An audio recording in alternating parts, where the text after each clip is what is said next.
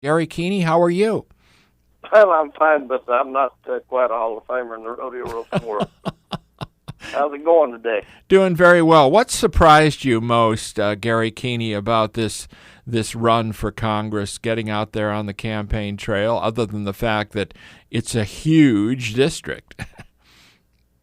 Oh, I'd say probably overwhelmingly the disorganization of the Republican Party and the division within itself.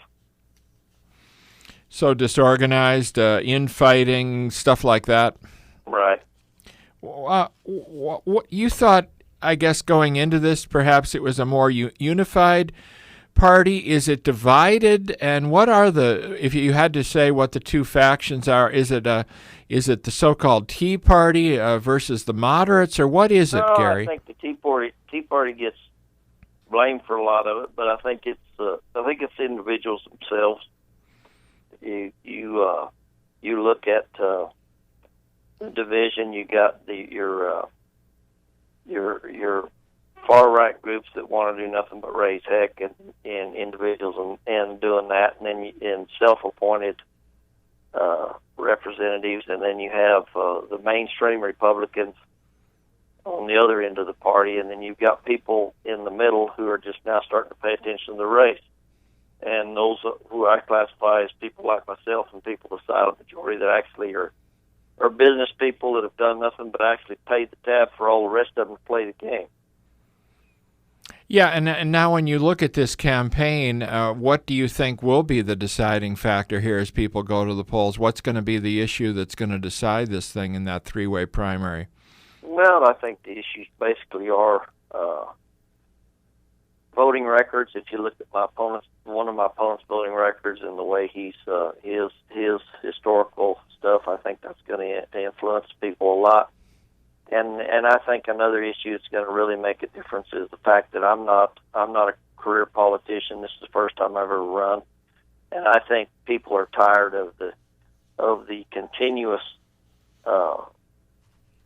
barrage of candidates that are nothing more than looking for a promotion within their career.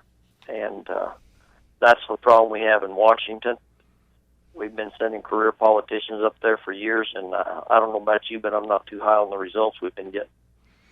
Yeah, you're talking about Andy Tobin and Adam Quasman, both members of the Arizona legislature.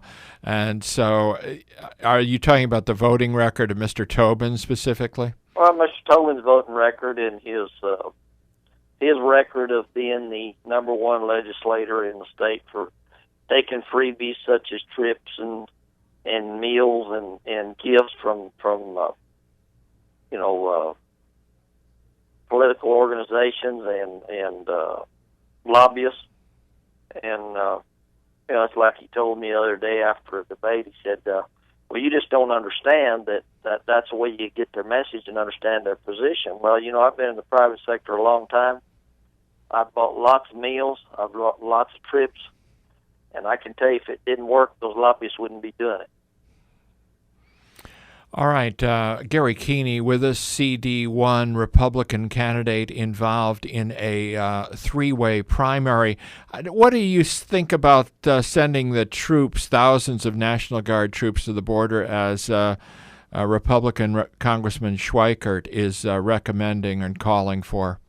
Well, I think that's exactly what we're going to have to do because we're not getting much action out of the administration. If you're going to secure the border, you better get after it. Talking about it isn't going to do it. Do you think that actually that is the solution, and can we in effect secure the border, Gary Kiehne? Well, sure, I believe there's a good shot. I mean, you can dang sure see it closed down a bunch. Last week I talked to a fellow that I used to rodeo with years ago, and he has been living in Mexico for over 20 years.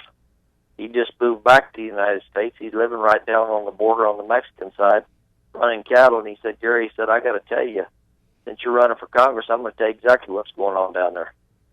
He said, my wife was standing at the sink when I came home from work crying and wanted to move because of the all of the wreck that's going on. He said, man, the drug cartels are just laughing at the Americans on this side because they come and go as they darn well please.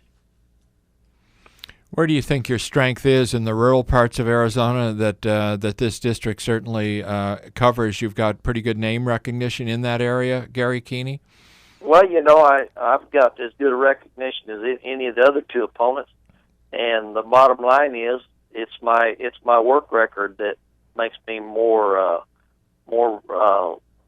in tune with the district. I'm in the ranching business, which is a big part of this district, in the agricultural sector. I'm in the oil and gas business, which is part of the mining and mineral sector. I'm in the tourism business because I own hotels, so I've been putting in tourism and working real hard in the northern part of the district to encourage tourism up there. And then I'm in the heavy equipment business. I got some dozers and blades and stuff like that. So in the trucking business, I've got a couple of trucks. So the bottom line is I'm more aligned with the people of the district in order to represent them. I'm also the only candidate that pays taxes in the district, that owns property in the district, that even has a business in the district or employs people in the district. All right, Gary Kiehne, where can people find out more about the campaign? Should they go to your website? Well, they can go to the website. That's KiehneForCongress.com, and that name is spelled Kiehne, KiehneForCongress.com. All right, Gary Kiehne, thank you.